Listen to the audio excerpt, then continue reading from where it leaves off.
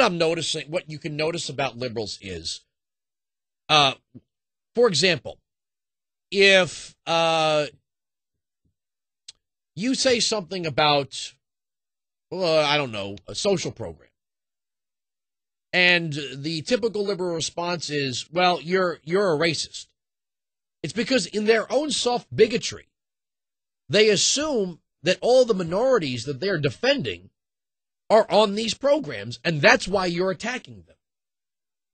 One of the liberal subconscious thought processes, I guess is the way you'd say it, is if you believe in something or you're against something, it can't be that you are campaigning for people to voluntarily engage or disengage from behavior. It's obviously you want the government to do it.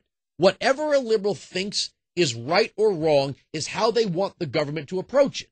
So on the Christine O'Donnell masturbation thing, if she says masturbation is a sin, as she may have back in the 90s, we'll have to play the clips again, I don't think I ever heard Christine O'Donnell say, I want the government to do something about people's masturbation habits. But that's the way the liberal thinks. So if Christine O'Donnell says, well, I think, masturbation is, in essence, lust in the heart, and therefore I'm against it in my faith, well, they get all nervous because, well, that sounds like you want the government to do something about it. No, that's the way you people think.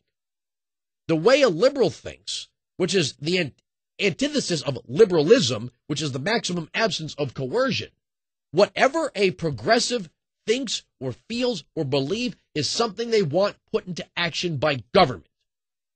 For example, I have no problem with people for the ethical treatment of animals having their little campaign every year where they try to get people to stop eating turkey on Thanksgiving. I think it's silly. I like to make fun of it. It's ridiculous. It's not going to stop me from enjoying my turkey on Thanksgiving.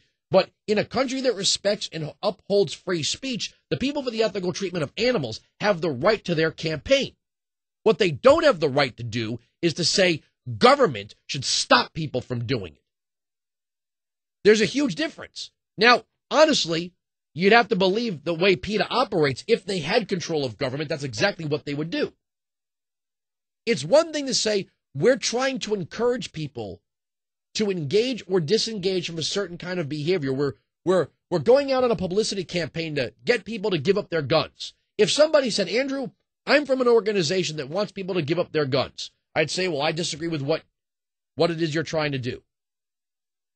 Having an organization that tries people to give up their guns is one thing.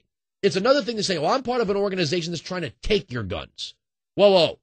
There's a huge difference. There's a huge difference between trying to convince someone to give up their guns and then joining an organization that's trying to get the government to take the guns.